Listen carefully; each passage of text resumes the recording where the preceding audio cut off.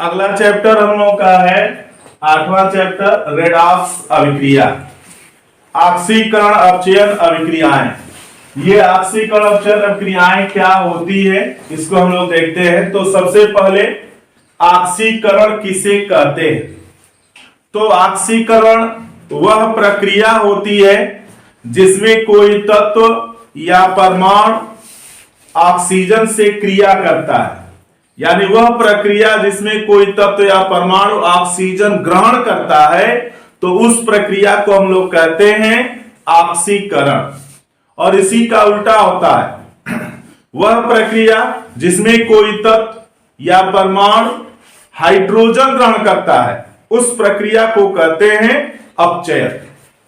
अब जैसे C+O2 तो यहां पर बन रहा है CO2, तो यह क्रिया हमारी कहलाएगी ऑक्सीकरण। यहां पर ऑक्सीजन जुड़ रहा है, यानी आप ये कह सकते हैं कि ऑक्सीजन जुड़ने की प्रक्रिया ऑक्सीकरण तथा हाइड्रोजन जुड़ने की प्रक्रिया अपचयन कहलाती है। अब जैसे I2 धन H2 तो यहां हम ये कह सकते हैं 2HI बन रही है, तो यह क्रिया हो गई आपका अपचयन, रिडक्शन। देखिए यहां आयोडीन के साथ हाइड्रोजन क्या हो रही है, जुड़ रही है, तो हाइड्रोजन जुड़ने की क्रिया को हम लोग कहते हैं अपचयन। इसी का उल्टा भी होता है, ऑक्सीजन जुड़ने की क्रिया ऑक्सीकरण है, तो यदि किसी क्रिया में ऑक्सीकरण निकल रही हो, जुड़ नहीं रही हो, तो ऑक्सीजन का जुड़ना ऑक्सीकरण और ऑक्सीजन का निकलना क्या कहलाता है, अपचयन कहलाता है, उल्टा हो जाता है। उसी तरह से हाइड्रोजन जुड़ने की प्रक्रिया अपचयन और हाइड्रोजन निकलने की प्रक्रिया कहलाता है ऑक्सीकरण। अब जैसे 2HI है, अब 2HI इससे जो है बन रहा है H2 धन I2, तो HI में से देखिए हाइड्रोजन क्या हो रहा है, निकल गया, तो क्या बचा I2, आयोडीन बच रहा है। तो यहां पर HI का हम ये कहेंगे HI का क्या हो रहा है, ऑक्सीकरण हो रहा है, किसमें, आयोडीन में। तो यहां पर HI का ऑक्सीकरण है, HI का ऑक्सीकरण। अगला देखिए आपका जैसे CuO धन हाइड्रोजन, देखिए हाइड्रोजन का जुड़ना कहलाता है अपचयन।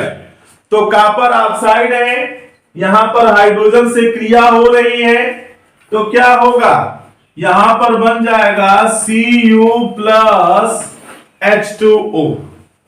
तो हुआ क्या कि जैसे ये कॉपर ऑक्साइड है, इस कॉपर ऑक्साइड से क्या बन रहा है, कॉपर। तो कॉपर ऑक्साइड से कॉपर बन रहा है, तो इसमें से क्या निकल रहा है, ऑक्सीजन। कॉपर ऑक्साइड में से ऑक्सीजन निकल गया, कॉपर बचा, वह ऑक्सीजन हाइड्रोजन से क्रिया करके H2O बना लिया।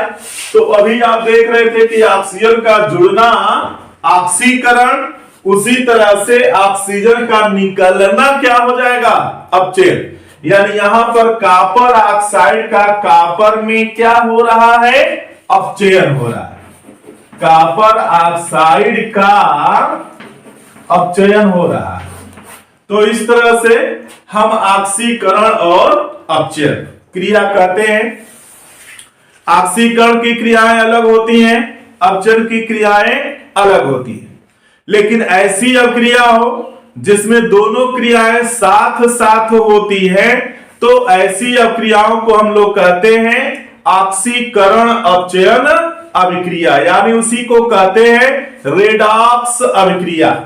क्योंकि रेडॉक्स का मतलब ही होता है रिडक्शन धन ऑक्सीडेशन। रेडॉक्स अभिक्रिया, देखिए रेडॉक्स रिएक्शन तो रेडॉक्स रिएक्शन यह दो शब्दों से मिलकर बना है, एक आपका है रेड और एक आपका है ऑक्स। रेड का मतलब होता है रिडक्शन और ऑक्स का मतलब होता है ऑक्सीडेशन। ऑक्सीडेशन को हिंदी में कहा जाता है ऑक्सीकरण या इसी को हम लोग कहते हैं उपचयन। रिडक्शन को कहा जाता है हिंदी में अपचयन या एक और नाम है अवकरण, अपचयन या अवकरण। और यही दोनों क्रियाएं जब साथ साथ होती है तो उसी को कहते हैं रेडॉक्स। यानी ऐसी अभिक्रिया जिसमें ऑक्सीकरण तथा अपचयन दोनों क्रियाएं साथ साथ होती हैं, ऐसी अभिक्रिया को रेडॉक्स अभिक्रिया कहते हैं। जैसे एक एग्जांपल देखिए रेडॉक्स अभिक्रिया का, HCl2 प्लस 2 FeCl3 बन रहा है HCl4 धन 2 FeCl2। देखिए यहां पर HCl2 प्लस 2 FeCl3 बन रहा है HCl4 धन 2 FeCl2। तो यहां पर परिवर्तन हो रहा है HCl2 का HCl4 में और FeCl3 का परिवर्तन हो रहा है FeCl2 में। तो अब ये हमें देखना है कि इसमें कौन सी क्रिया ऑक्सीकरण की है और कौन सी क्रिया अपचयन की है। तो अभी ऑक्सीकरण अपचयन की आपने परिभाषा देखा, ऑक्सीजन जुड़ने की क्रिया ऑक्सीकरण और हाइड्रोजन जुड़ने की क्रिया अपचयन। तो जो ऑक्सीजन हमारा होता है, ऑक्सीजन ऋण विद्युतीय परमाणु है और हाइड्रोजन हमारा धन विद्युतीय परमाणु। अगर किसी क्रिया में ऑक्सीजन न जुड़ रही हो, ऑक्सीजन के अलावा कोई दूसरा ऋण विद्युतीय परमाणु जुड़ रहा हो, तो उसकी क्रिया को भी हम कहेंगे ऑक्सीकरण। वो ऑक्सीजन के समकक्ष होगा। और यदि हाइड्रोजन न हो, कोई दूसरा धन विद्युतीय परमाणु या समूह हो, वो जुड़ रहा हो चाहे निकल रहा हो, तो उसकी क्रिया हाइड्रोजन के समकक्ष मानी जाती है। तो यहां पर देखिए HCl2 से HCl4 बन रहा है। तो यहां पर HCl1 है, यहां भी HCl1 है, क्लोरीन 2 है, यहां क्लोरीन 4 है। तो क्लोरीन की संख्या बढ़ गई, यानी HCl2 में कहीं से क्लोरीन आके जुड़ रहा है, तभी HCl4 बन रहा है। और क्लोरीन हमारा ऋण विद्युतीय तत्व है, तो ऑक्सीजन के समकक्ष क्रिया करेगा। तो ऑक्सीजन जुड़ने की क्रिया ऑक्सीकरण, यहां पर क्लोरीन जुड़ करके HCl4 बन रहा है, इसलिए HCl2 से HCl4 का बनना, ये कौन सी क्रिया हो गई? ऑक्सीकरण हो गई, क्योंकि ऋण विद्युतीय परमाणु जुड़ रहा है, क्लोरीन जुड़ रहा है। अब उसी तरह से देखिए FeCl3 फेरिक क्लोराइड, इससे बन रहा है FeCl2 फेरस क्लोराइड। तो यहां पर एक आयरन के साथ 3 क्लोरीन जुड़ा हुआ है, यहां एक आयरन के साथ 2 क्लोरीन, यानी यहां से क्लोरीन यानी ऋण विद्युतीय परमाणु निकल रहा है। तो अब जानते हैं कि ऑक्सीजन का जुड़ना ऑक्सीकरण और ऑक्सीजन का निकलना अपचयन कहलाता है। तो उसी तरह से ऑक्सीजन नहीं है तो ऑक्सीजन के स्थान पर हमारा ऋण विद्युतीय परमाणु काम करेगा। तो यहाँ क्लोरीन जो है 3 है, यहाँ 2, यानी क्लोरीन यहां से एक निकल रही है, तब FeCl2 बन रहा है। तो क्लोरीन का निकलना हमारा कहलाएगा अपचयन। यानी यह देखिए हमारी एक रेडॉक्स अभिक्रिया हो गई कि इस अभिक्रिया में ऑक्सीकरण और अपचयन दोनों क्रियाएं हो रही हैं। तो HCl2 यानी स्टेनस क्लोराइड का स्टैनिक क्लोराइड में ऑक्सीकरण और फेरिक क्लोराइड का फेरस क्लोराइड में अपचयन। अब एक चीज और आता है इसमें कि जैसे आक्सीकारक और अपचायक किसे कहते हैं? आक्सीकारक, ऑक्सीडाइजिंग एजेंट, ऑक्सीकारक। तो ऑक्सीकारक क्या होता है? किसी रेडॉक्स अभिक्रिया में जिस पदार्थ का अपचयन होता है उस पदार्थ को ऑक्सीकारक, तथा जिस पदार्थ का ऑक्सीकरण होता है उस पदार्थ को अपचायक कहते हैं। उल्टा होता है, जिस पदार्थ का ऑक्सीकरण होता है उसको अपचायक और जिस पदार्थ का अपचयन होता है उस पदार्थ को ऑक्सीकारक। तो अब यहां पर देखिए कौन ऑक्सीकारक है और कौन अपचायक है, रिड्यूसिंग एजेंट।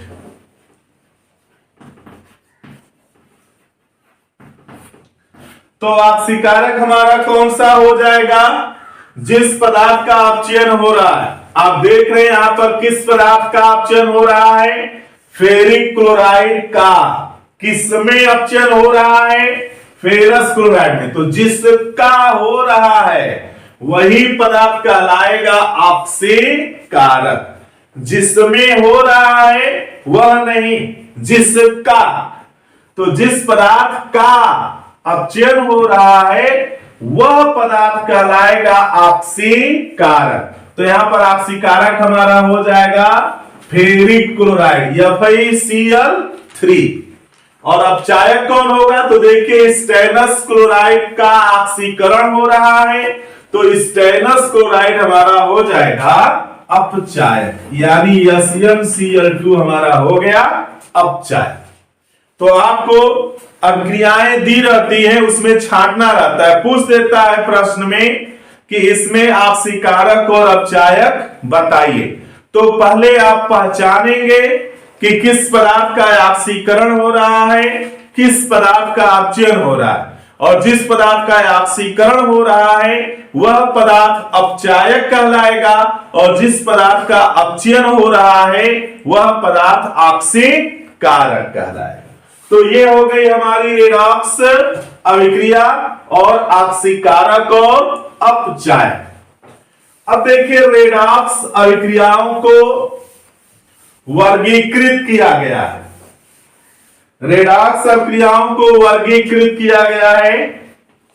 रेडॉक्स अभिक्रिया, रेडॉक्स रिएक्शन, रेडॉक्स अभिक्रिया को वर्गीकृत किया गया है 3 भाग में। एक होती है, यह अभिकारक अणुओं के आधार पर है रेडॉक्स अभिक्रियाओं का वर्गीकरण। एक होता है अंतरा अणुक, अंतरा अणुक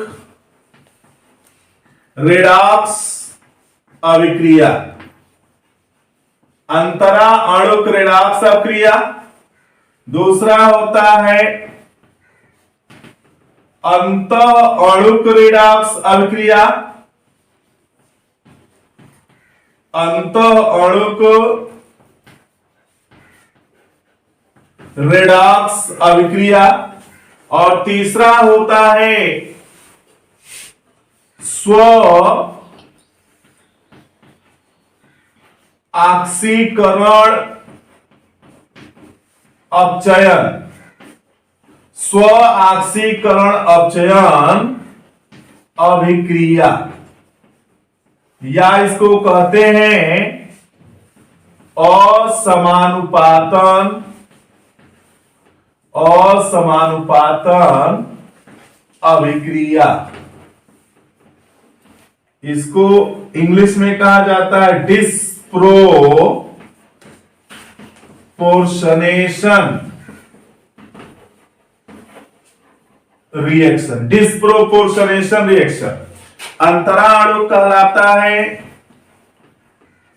इंटर मालिकुलर रेडॉक्स रिएक्शन, अंतः अणुक, ये कहलाता है इंट्रा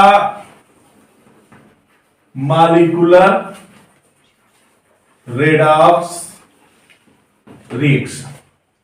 अब इनकी परिभाषा देखिए, अलग अलग क्या होता है। अंतराणुक रेडॉक्स अभिक्रिया, अंतः अणुक रेडॉक्स अभिक्रिया और स्वआक्सीकरण अपचयन अभिक्रिया, या इसको डिस्प्रोपोर्शनेशन रिएक्शन कहते हैं। तो पहले अंतराणुक यानी इंटरमॉलिक्यूलर रेडॉक्स अभिक्रिया। आप जानते हैं इंटरमॉलिक्यूलर, इंटरमॉलिक्यूलर का मतलब होता है इन बिटवीन मॉलिक्यूल्स, यानी अणुओं के मध्य में, अणुओं के बीच में। तो ऐसी अभिक्रिया जिसमें किसी एक अणु में किसी तत्व का, परमाणु का ऑक्सीकरण हो रहा हो और दूसरे अणु में यानी दूसरे पदार्थ में किसी तत्व या परमाणु का क्या हो रहा हो, अपचयन हो रहा, तब उस अभिक्रिया को हम लोग कहते हैं अंतरा अणुक, इंटरमॉलिक्यूलर, इन बिटवीन मॉलिक्यूल्स।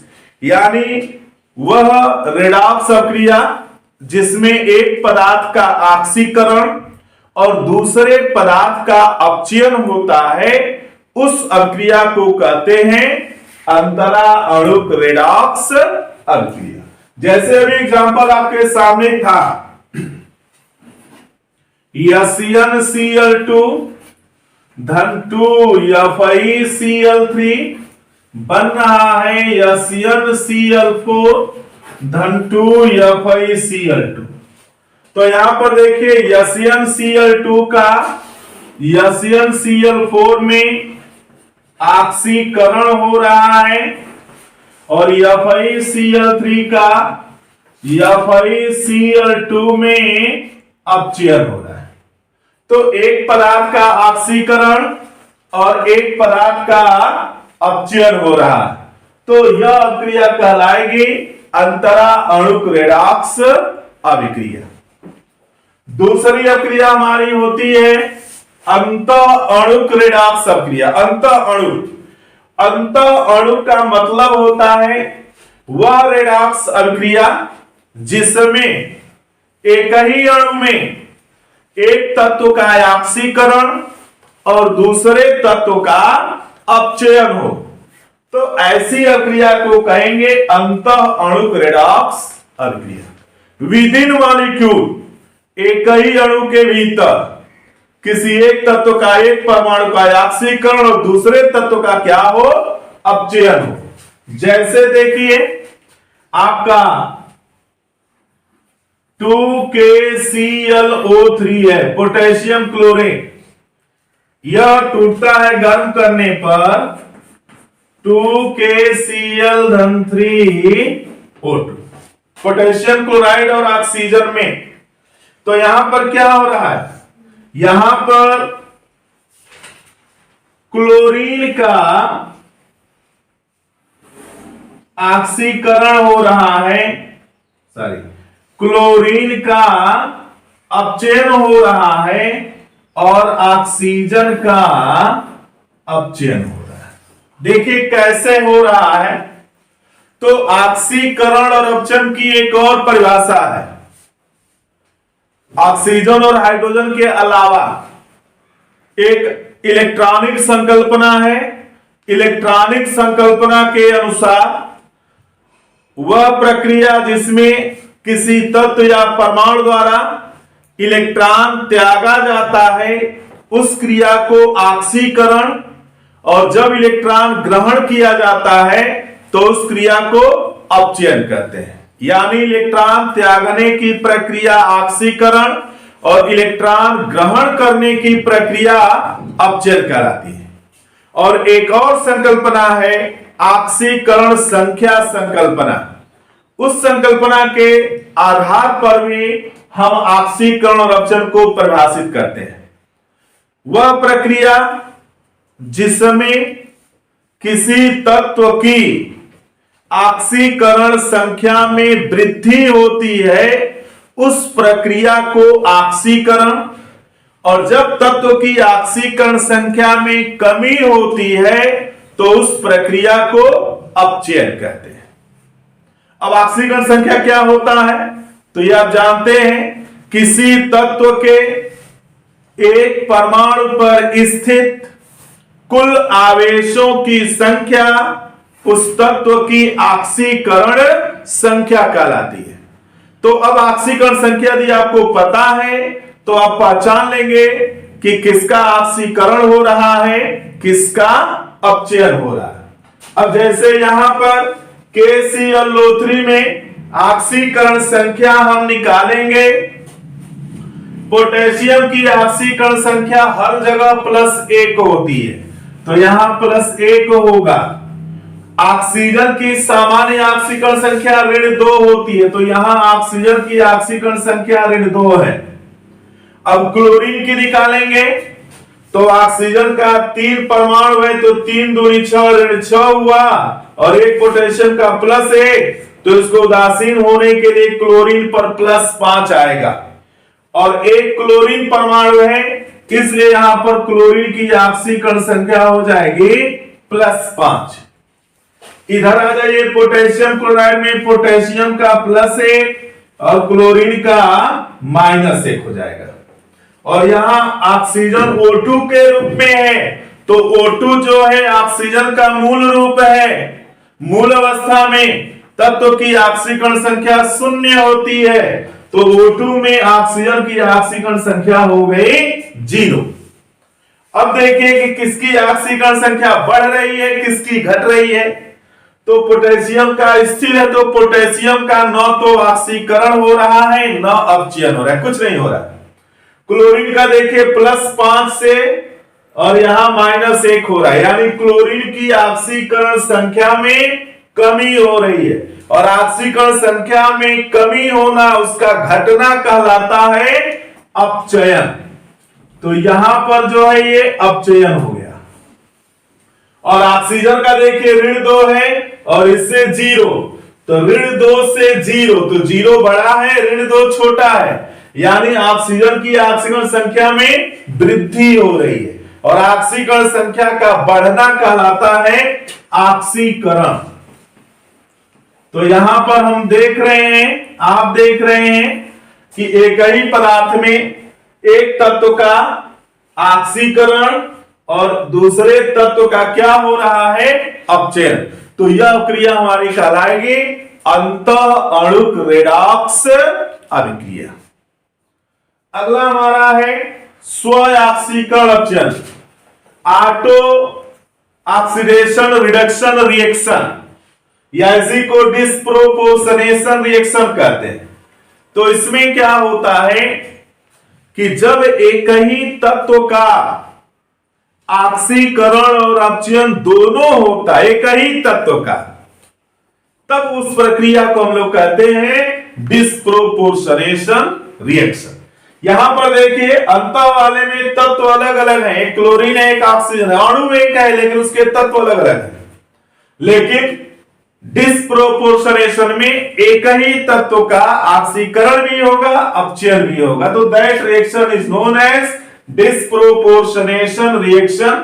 और देखिए जैसे Cu+ इससे बन रहा है Cu+2 और +Cu, ये हमारी अभिक्रिया है। Cu+, इससे Cu+2 और Cu बन रहा है। तो यहां पर देखिए Cu+ से Cu+2 में परिवर्तन और Cu+ से Cu में परिवर्तन, ये दो परिवर्तन है। तो यहां कॉपर की ऑक्सीकरण संख्या -1 है और यहां Cu+2 में कॉपर की ऑक्सीकरण संख्या -2 है। तो ऑक्सीकरण संख्या बढ़ रहा है, तो Cu+ से Cu+2 में परिवर्तन, यह क्रिया हमारा कहलाएगा ऑक्सीकरण।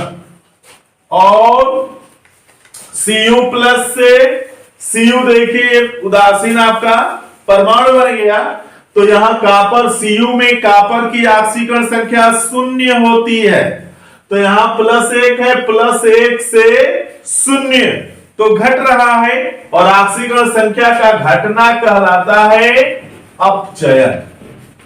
ये हो गया आपका अपचयन।